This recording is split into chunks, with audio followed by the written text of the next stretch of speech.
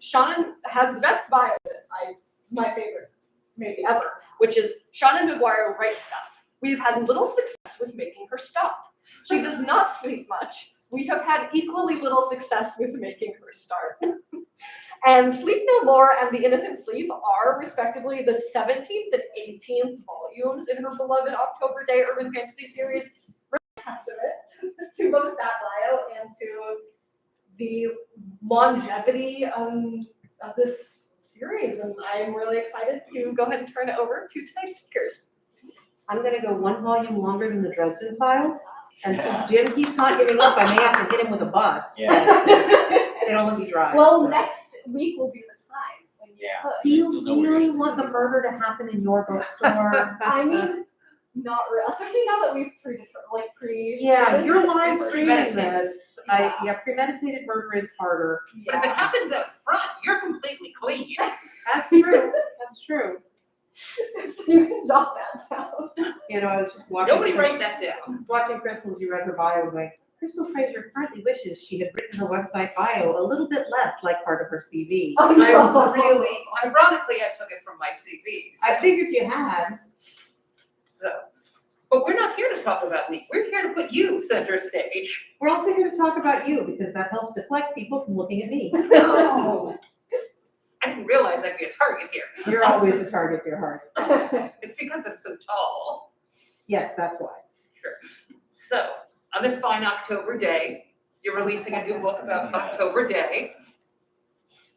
That is technically correct. So her name has an E, so Yeah, October always has an E, no matter who's.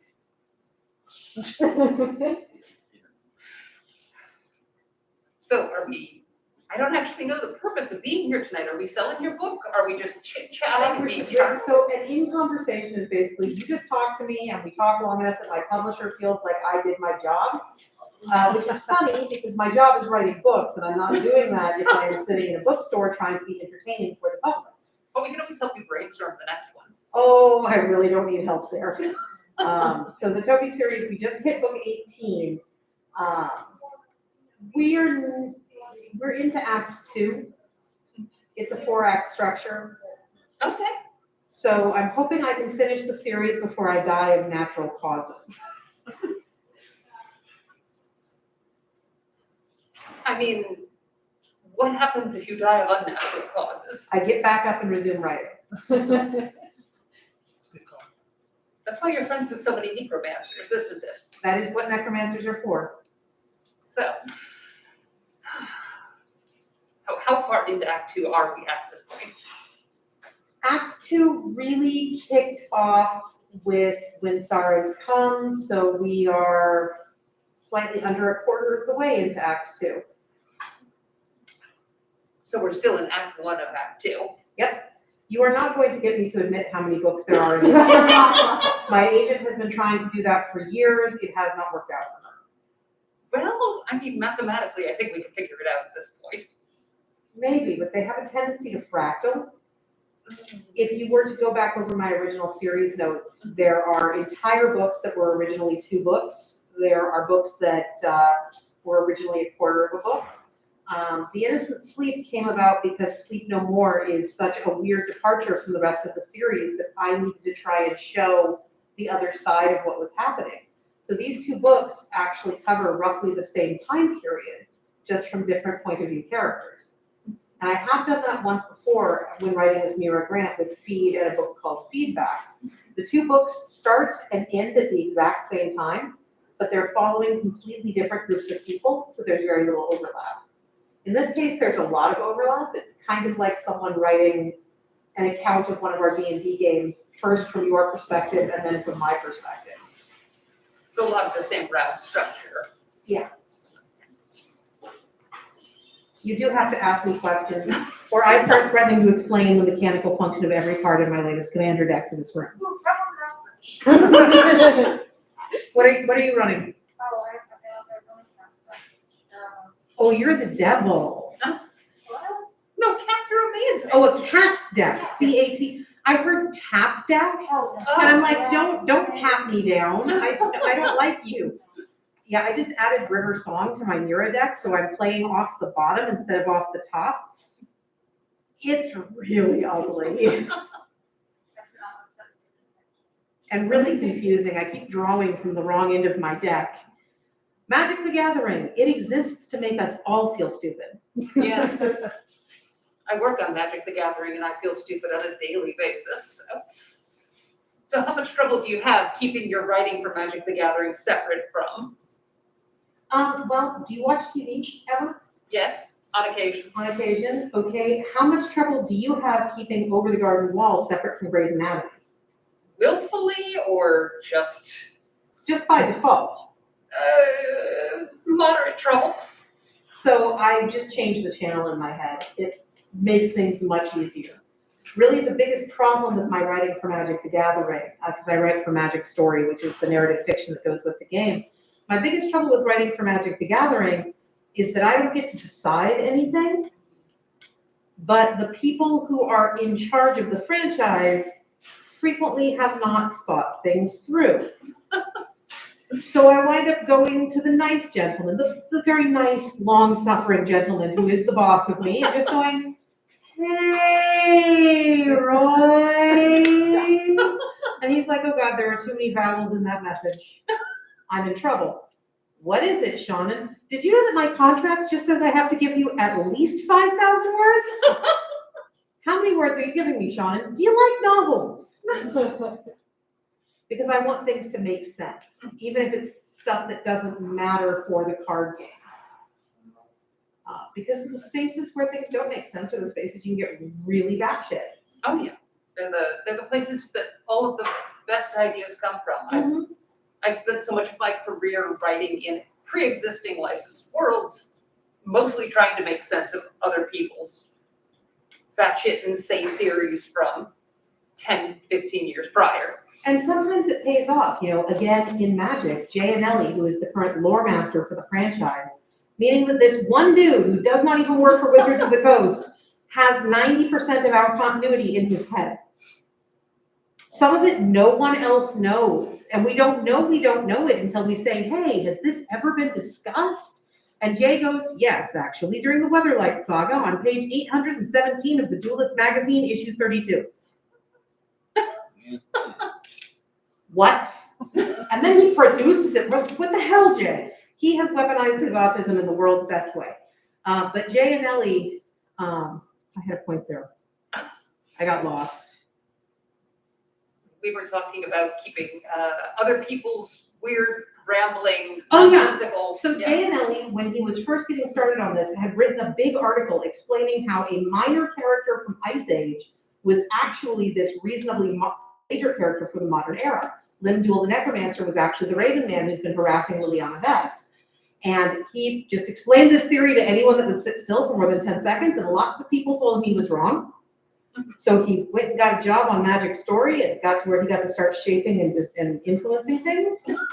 And in Dominaria United last year, it was officially made canon that Limduel the Necromancer is the Raven Man.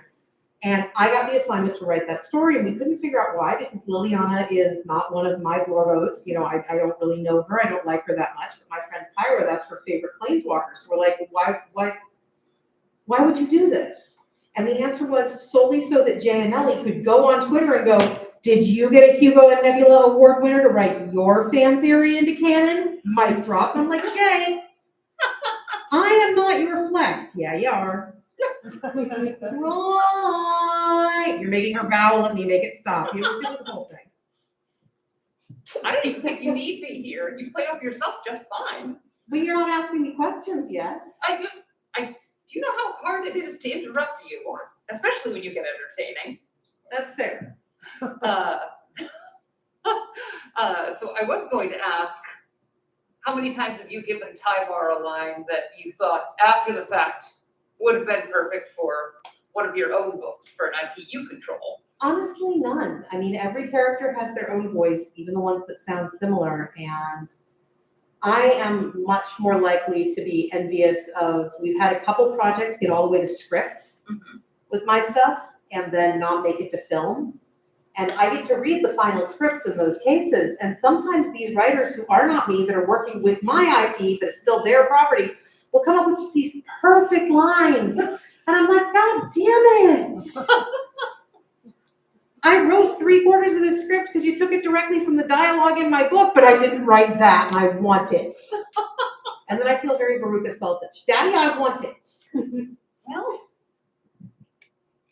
Ethically, you can't. I know. I'm just trying to figure out how we can buy you a golden goose. Ethically, you can. I like livestock. But do you have the space for livestock? You've seen my backyard. I could have a goose. I mean, they're extraordinarily large. They are. And it really depends on whether we're talking about the. And I don't like my neighbors. I can absolutely have a goose.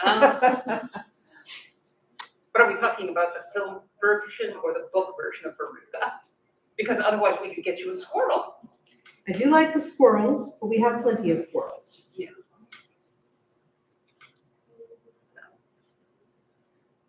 I feel like I could conduct most of this in terms of Simpsons quotes, but I don't think anybody but you and I would appreciate that. I don't actually Simpsons that much. Well, then I would sound very insightful, wouldn't I? Yeah. How do you feel about the new monorail? I actually really hate the new monorail. Oh. I know a lot of people are I'm in favor of public transit. So when I step back and think about it in a dispassionate way, the new light rail is fantastic. It connects my part of the Seattle metro area to the rest of the city. It's going to really make it easier for people to get around. It's going to reduce traffic. All these things are wonderful. But when I bought my house, there was a Buca de Beppo like 4 miles away. And then the light rail came through and bought their property to be part of the new parking lot. So I literally went to my vet one day to get my cat her chemotherapy, and then wanted to go and get Buca de Beppo to feel better while she was in the hospital. And the Buca de Beppo was just gone. It had been there Tuesday. And nobody told you they were moving? Nobody told me they were moving. I'm very bitter about the loss of my Buca de Beppo. So I actually am very bitter about the monorail for reasons that have nothing to do with the monorail itself. I feel like personal reasons are the best reasons to have against public transit. Agreed. So if you're going to have a vendetta. Yeah, I had an uncle in the Contra Costa bus system that was desperately trying to get fired so he could sue the district. How did that turn out for him? He did eventually manage to get fired. He set up a petting zoo on the bus. But that's a great way to improve mass transit. It was, but people didn't like the goats. So How did they feel about the baby cattle? they weren't very fond of those either, but it was the chickens that were really the they were wrong. You gotta watch the You chickens. gotta watch the chickens. They have never forgotten they were dinosaurs, nor forgiven us. That is very true.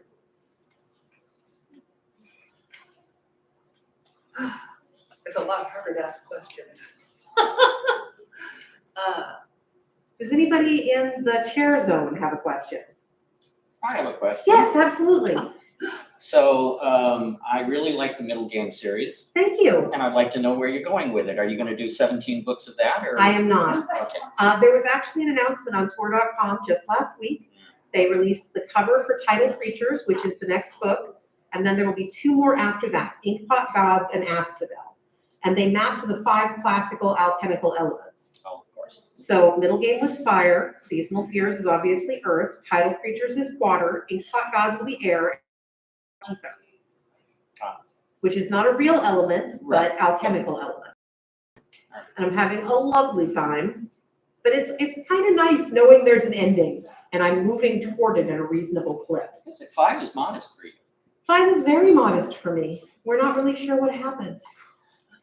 Other than each of these books is the size of 3 of these. So really I'm doing 15 in a much shorter period of time. Okay.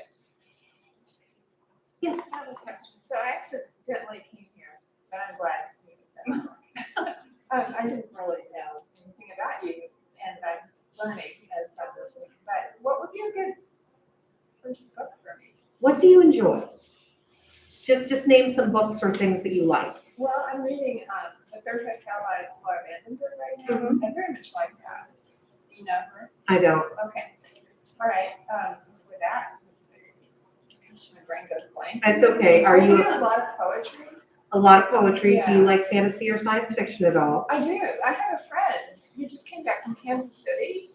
There was a conference there. Yeah, World Fantasy Conference. Who was there? Dennis Sanders. Okay, You know. yes. Okay. So if you like poetry and you like fantasy, you might want to try Middle Game, which he was just talking about. And you might also want to try Every Heart a Doorway. Those are both the first books in their respective settings, and they're both the kind of first book where if you read it, you're like, well, that is a nice way that I spent an afternoon. I'm done now. You don't have to go back, but there are more books if you enjoy them. And my copy editor that I work with on those series, his big epiphany on how to copy edit me was the day that he literally called me at home to go, you're not writing books. That's why it's so hard to manage your commas. Okay, what am I writing? You are writing unstructured blank verse poetry. Like, that is actually correct. Congratulations on catching that. This latest poem is 300,000 words long. Have fun. Well, I'm reading Paradise Lost, I remember now. That's Okay, my cool. favorite, so. Yeah, try Middle Game. I think you will enjoy it. Yes. What does your like writing schedule look like, managing a bunch of different like concurrent projects? I get out of bed, I go to my computer, I sit down, I write until I hit word count for the day, I stop writing, I go and do something else. Except for right now where I am in editorial hell. I don't like editing. I don't like it at all. I'll do it because the books need to get better, but I don't like it. So I have been editing one project or another for 3 weeks solid. I am climbing the walls. My brother has started sending me inspirational kitten memes in the hopes that it will keep me from snapping and starting to bite people. I don't even have my normal outlet. I'm in a long ongoing D&D campaign where normally my PC is writing letters between games. So even if I can't be progressing on any of my own fiction projects, I'll just go and write a letter. But right now we're kind of in media res. We've literally stopped in the middle of the moment. So there is no place to write a letter. I can write nothing. I am going out of my mind. What does my writing schedule look like? It looks like a compulsive disorder. But it's a very well monetized compulsive disorder. So, we live with it there. And basically my reward for getting through this current editorial is that I will get to go back to writing. Oh God, I'm so excited to go back to writing. What are you gonna write when you go back? What do you? I am not allowed to talk about the book that I'm writing. Ah. I had to pause in the middle of it to go into editorial help. But I am about 18,000 words into it, and it will be discussable sooner than the IP holders think it will be, because they don't understand how publishing announcement schedules work, Oh, no. like at all. So, Yes, Will there be more Spider-Gwen? that is not up to me. I desperately would like there to be more Spider-Gwen. Unfortunately, COVID killed us. So for roughly a 2-year period, I was writing Ghost Spider for Marvel Comics, which really was one of those you now have your dream job gigs. Like it is all I'd ever wanted. But there are comic book stores that flat out will not stock female-led titles.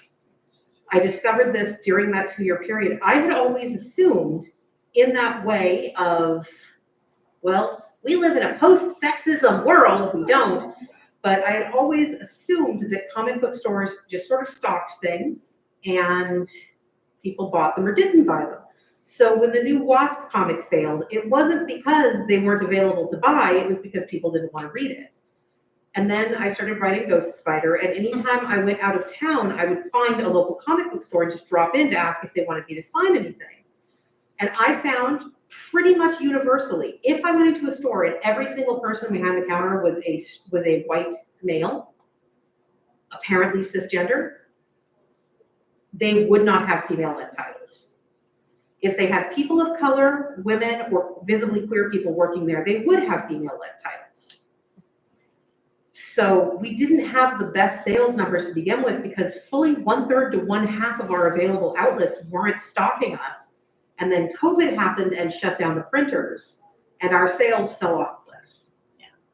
So sadly, Marvel canceled us, and since it's the computers that track whether or not a person is a good bet as a writer, right now they are not giving me back my title. but if you like Seanan writing in the Marvel Universe, she has just released. I haven't released it yet. We've just announced I'm doing a what if novel.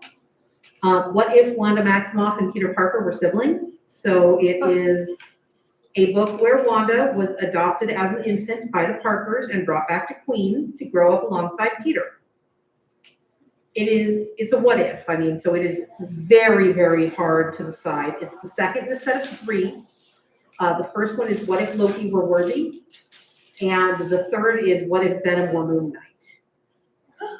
Oh.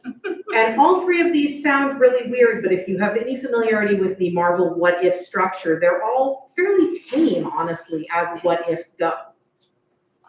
They sound really interesting. Yeah, I'm having a wonderful time. Actually, the thing I'm currently in editorial hell on is that what if novel. Oh, I am so miserable.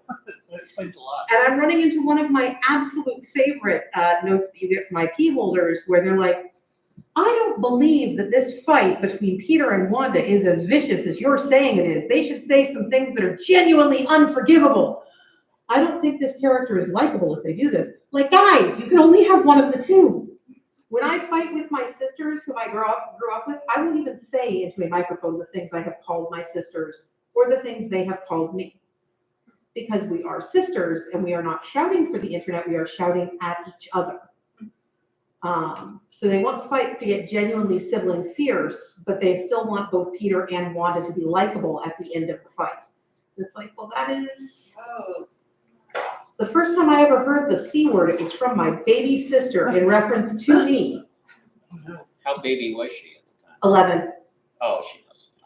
She knew what she was saying, and we wound up playing jump rope like an hour later because you're sisters, that's what you do, you bounce back. But I'm having a good time there, so I'm still working in the Marvel Universe, just not currently in the comics. now, if you want to help us get Seanan back into writing comics, we're going to be breaking in next week. We're just gonna swap out the existing scripts. It'll be fine. They're gonna shank Jonathan Hickman in an alley. Yes, Milo. Our murder roster is getting super high by now. Yeah, I like that you set this up on live stream. Hi, guys. Hi, everybody. Hi, America. Hi, America. And the world. Anyway, you mentioned the what ifs that have gone on, been fairly tame. What's the most bonkers Marvel what if in your opinion? Oh, there have been so many. I like the ones where they actually acknowledge the way ripples spread. There was one in the more recent set of what ifs, which means within the last 20 years, which was what if Jewel had become an Avenger, which ended with her marrying Captain America and basically all of the Avengers dying. It was just like, well, you decided to go completely knickerbockers. That's fantastic. You know, well, okay, you do you over there. But I also liked the what if Kitty Pryde became the Phoenix, which they did not all that long ago. Though it did reinforce the thing I really don't like, which is this attitude that only Jean Grey can contain the Phoenix the Phoenix Force without going completely batshit. It's like, well, Jean Grey ate a planet. There were people there, Yeah, doing their thing. I'm pretty sure Jean is also completely batshit, but they don't care. Yeah, that's like one of the worst things to do. I don't even think genocide is a big enough word for I ate a planet. is it Terracide? Terracide, yeah. That was a terrible storyline, so I think that fits. Yeah, that is true. Sorry, digging deep into 1990s Ninja Turtles comic book lore. Hi. Hi. I was waiting to see if there was a point to that sentence. So I was referencing the storyline Terracide from the. Okay. I thought we were still back on Jean Grey eating a planet. No, that is also terrible, but That not is- as bad as this Ninja Turtle storyline. Okay. I like to keep friends around who are incredible nerds about specific things I know nothing about. Because it helps me not get smug. I'm happy to help. You are an infinite repository of Ninja Turtles knowledge. I try. My friend David is an infinite repository of Transformers knowledge. And I know more about My Little Pony than the gods ever intended one human to contain. It's honestly impressive. I scare Bonnie Zachary. I mean, I'm just happy you're keeping it in the family. There you go. That Bonnie Zachary being the Creator of original My Little creator of Pony. My Little Pony. Yes. You have a D&D name together? We have several. It's how we met. Tell us more. Well, how we met was our friend Jay was visiting me and had Crystal come to pick him up from the house. And then I was like, well, I'm going to keep this, thank you. And Jay's, Oh, it was fun because Jay's just like, yeah, my friend Seanan lives over here and I think you get along, so come pick me up and say hi. And then your partner invited me to like guest shot in the D&D game, and only like 6 months later did anybody mention, oh yeah, Seanan's an author. Here's her bibliography. there are book covers Because- all over my house. They don't have your name on them. It's just beautiful There's a character art. Hugo Award on the sideboard. In my defense, the Hugo is very suggestively shaped. I did not know it was an award statue. There's a nebula next to the Hugo Award. In my defense, I have never seen a nebula. Yeah, you have. You've looked at it weekly for like. Okay, in my defense, before I met you, Okay, that's. I fair. had never That's seen a fair. nebula. Um, I assumed it would look like a cloud. No, it looks like a solid lucite brick full of suspended planets. And if you fly Southwest Air when trying to get your nebula home from the Nebula Awards Conference, they give it its own seat. Oh. Yeah, the captain on my flight was very impressed. There's a nebula on board. The nebula gets a seat. I'm like, okay. It wasn't a full flight. I'm fine with this. The nebula is seat belted in. I was gonna say, was it safely protected with the belt? Oh, yeah, no, it was very well belted. You don't want a but nebula flying around the cabin.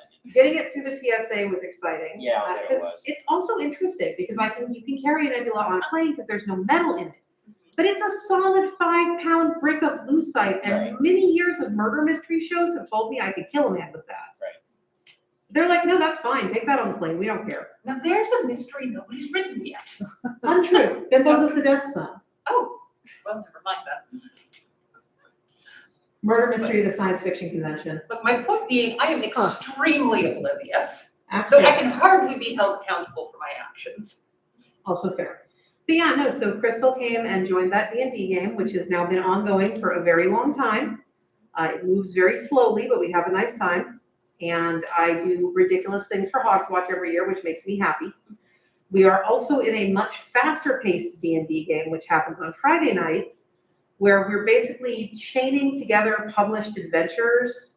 So we went from Waterdeep Dragon Heist to Temple of Elemental Temple, we went from Dragon Heist to Dungeons of the Mad Mage, then to the Map Mage. then to Temple of Elemental Evil, and now we're back out into Dungeons of the Mad Mage. Our GM has been doing pretty well, chaining all these together. The game started because his wife was sad, so we have a great time because we just acknowledge that the whole game is about her character, and it's fine. That's fantastic. I don't mind those games as long as I know going in that that's what we're doing. It's only when the GM is like, this is a completely fair and reasonable game and I will not play favorites in any way, shape, or form. This is my wife. Her character is 8 levels higher than yours and has 16 new magic items that you've never heard of before, all of which are described in this third-party book that I will not let you read. Okay. That's oddly specific. Yeah. Point being, yes, we've been playing D&D together for a while. Our characters tend to play off each other very well. Yes. In part because the very slow game, half of our game is not role players. Mhm. So they don't want to RP with me at all. And I'm like, I'm just going to go over here to Crystal, who at least will help me butcher a millipede. And then the Friday game, Crystal is in my favorite subclassification of characters, which is really weird accent. What is Volpo's accent? I feel like it's some kind of mid-Atlantic. It's sort of mid-Atlantic. He's a cleric based loosely on Partners. I can't remember the actor's name. Being in front of people just saps away all of my brain What power. does the actor play? Jeffrey Combs. He's a cleric based roughly on Jeffrey Combs from The Frighteners and From Beyond and Resurrectionist. Yeah, but Volpo is delightful. I really love a wackadoodle accent on a D&D character. So, too much D&D. It's a great outlet for when you don't have any time to write. Or when when you're you're allowed to write. Yes. So, since you are a very prolific author, when you can write, when you're allowed to write, you mentioned you had a word count. What is your daily word count? I actually don't give my daily word count because in the modern era of social media, and especially as we're going into NaNoWriMo, Authors use other people's word counts as bricks to hit themselves with. You say, oh, I write 1,000 words a day, and now you have 8 people going, I can only manage 500, I'm worthless. And I don't like to enable that. Also, as I will frequently remind people, which is a great sentence for someone with my physique, I am the authorial equivalent of an Olympic athlete. I really am. I get up every day and I do my sprints and I keep up with my training. I could not write at my current speed when I first started writing seriously. It wasn't possible. I needed years of basically strength training and speed training to be able to do that. And if you don't have that time, if you don't have those options, you shouldn't be expected to meet someone who is functionally a professional athlete of the profession. So I just don't give the exact word counts. What I do recommend people do if they're looking to set their own word count is take a day and sit down when you are feeling perfect, when you're at the top of your game, and write as much as you can. And then look at how much you did, round it down to the nearest thing that ends in a 0, whether that be thousands, hundreds, tens, whatever, round it down, and then subtract 25%. Your daily word count is that final number. You don't want to assume that you can give 100% of what you're capable of every day. That's just a way to set yourself up for failure. So find your own number and don't ever listen to anyone else's. Your number is perfect. 100 words a day is a book at the end of the year. And honestly, it's more important to write consistently than it is to try and hit a specific word count every day. Yeah, I know you hear various authors say, well, I don't have a word count really. It depends on what I'm working on, blah, blah, blah. So I didn't know if you had a hard word count or whether it was just kind of aspiration. It's like, I'll hit that if I hit it, but if I don't, I don't. It's okay. Part of why I have a hard word count is because I write so much. When Stephen King became Richard Bachman, one of the reasons that he gave for doing that was that he was like an endlessly horny teenage boy with a girlfriend who only wanted to put out once a year. And that is actually kind of, in the most basic and reductive way, kind of what it's like being an author with a trad publisher. They only want to put out so many books a year to keep you from competing with yourself. So you find another publisher, but they'll still do the same thing, and eventually the schedule is full. So then you become another person. That's why I'm Mira Grant and A. Deborah Baker, because that way I can keep writing and keep publishing. IP work also does not fall into the same framework. So I have a book coming out next month called Overwatch Declassified. It's an official history of the Overwatch organization from the Blizzard video game. I'm never working for Blizzard again. But because it is an IP book and its marketing does not depend on my name at all, they could give a shit whether it was me that wrote it or the chair that wrote it. It's written, they've got it. Not your target audience. Exactly. So that is outside of it. So I started doing IP work to kind of scratch the itch and keep myself moving. I need to know exactly how much work I can produce in order to know what commitments I can take on. So if you go to my agent and say, I want to hire Seanan to write me a 100,000 word book about geese, and my agent goes, well, how much do you pay? And you give her a number she likes, she'll contact me and go, do you have time in your schedule for a 100,000 word book about geese? And I will literally pull out my day planner and manually count by days, the days that are allotted for work in the remainder of the year, and go, okay, I can deliver a 100,000 word book about geese first draft in March. And I have never missed a novel deadline. And I assume it's a horror. Oh, it would be a horror novel. I love geese. They have teeth on their tongues. They're great. Yeah, you never actually looked at a goose's tongue while it's biting you. No, anybody who's been chased by a goose know that this would be a horror novel. Yeah. They're bloody scary. Yeah. All birds are bloody scary. It's great. Yeah. But geese big, could work. big birds with big wings. It's like, My friend Ked breeds peafowl, so I have learned more about peafowl in like the last 2 years than I had ever known there was to know. Their tongues are even more unnerving than geese because they are basically shaped like this. Like a radula? Kind of like a seesaw. I can't quite make the shape with my fingers, but they move in the front and they move in the back. So they can lift their tongue up from the back to push things down their throat when they swallow things that are still alive. They are also born capable of flight. Like, they come out of the egg, their feathers harden, and those little fuckers can take to the air. They are 24 hours old. They don't know how to eat yet. They don't know what they are, but they can fucking fly. So what you're saying is they know they can fly and they're hungry. They just don't know what can stop them. Exactly. It's a nightmare. All peacocks in America are originally from India. They are Indian birds. And we learned recently that at least Bug, which is my friend Ked's current hand-raised peahen, as an Indian bird, has the spice tolerance that one would expect. And she ate the entirety of a 5-star biryani. We're very proud of her. She just attacked it and blah, blah, blah, blah, blah. Fun fact, birds are actually immune to capsaicin. It's part of the plant reproduction strategy where they produce a chemical that prevents mammals from eating it. She wolfed an entire plate of 5-star spice lamb biryani while Ked's boyfriend was busy in the kitchen getting ready to come back out and eat his dinner. I mean, it was either that or eat the boyfriend. She made good choices. Do we have any other questions? Yes. So I've been noticing a lot of your works have like an extra novella at the end. I'm wondering if there's like a thought process or how that develops. Is it like something that's like you want to explore that you use the main novel, or is it just kind of something that you kind of come up on the end? It depends on the novella, really. Some of them, if you read a book called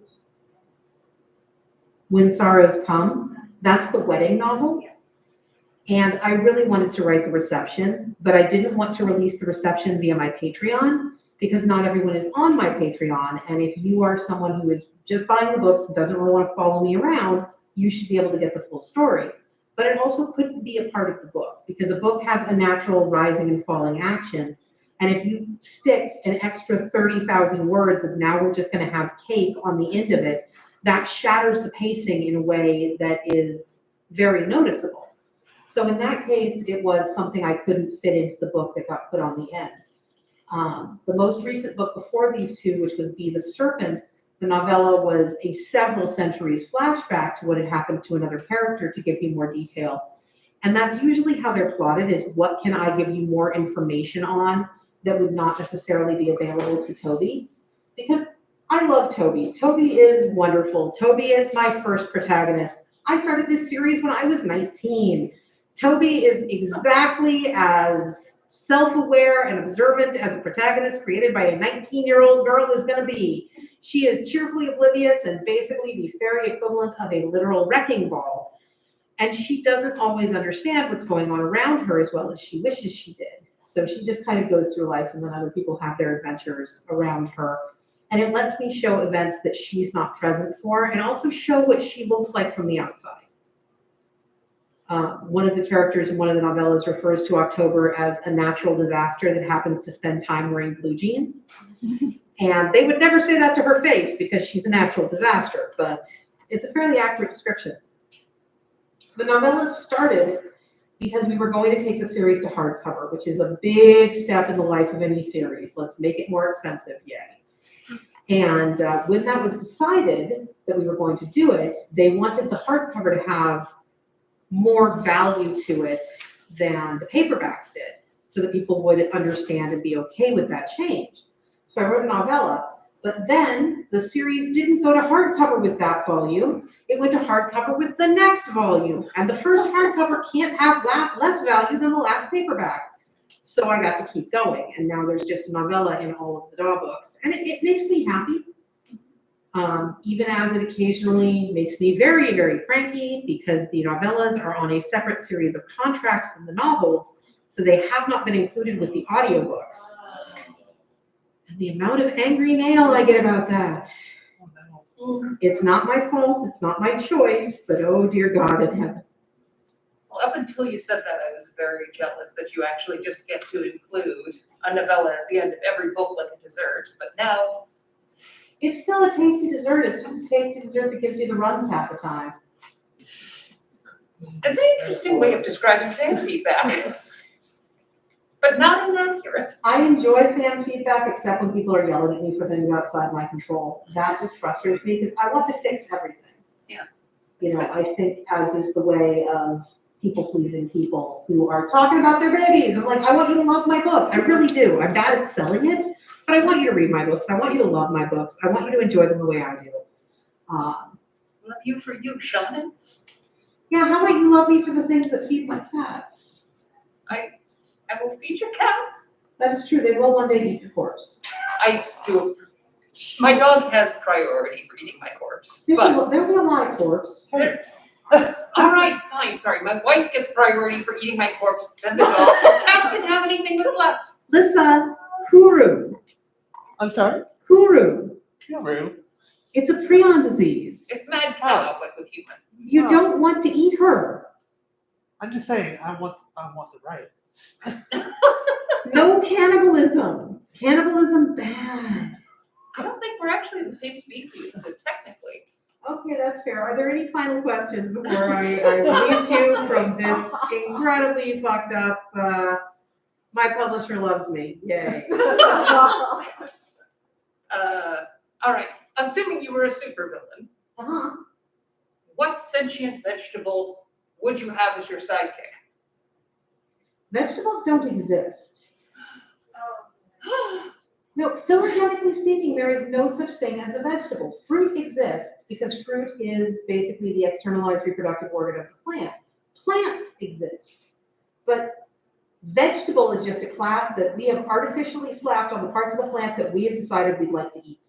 I mean, technically, every categorization is something we've artificially slapped on. That is true, but usually you can at least find phylogenetic distinctions to prove that things belong to that category. Everything is either a grass or a brassica. And I swear the botanists really do yearly just declare something to be a brassica to see if anyone will argue with them. But fruit are real, which is why I would have an army of killer tomatoes.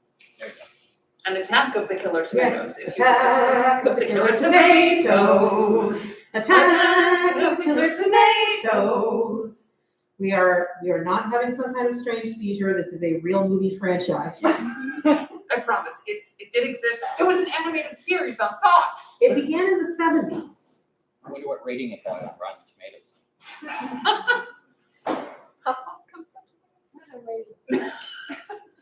And on that note, On that note, I believe they would like me to sign things. So if anyone has books they would like signed, I am happy to sign them. I have stickers.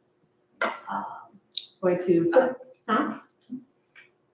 I will strong arm anyone who gives you trouble. Okay, cool. And if you give me trouble, you can see whether or not Crystal can still flip a living human over her shoulder.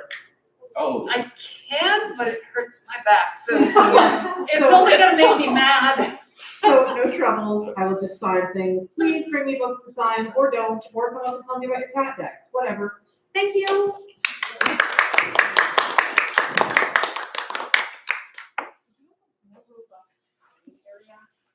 If you have a little table, that would be good. If you could snag me a little table, because then I'll have a flat surface.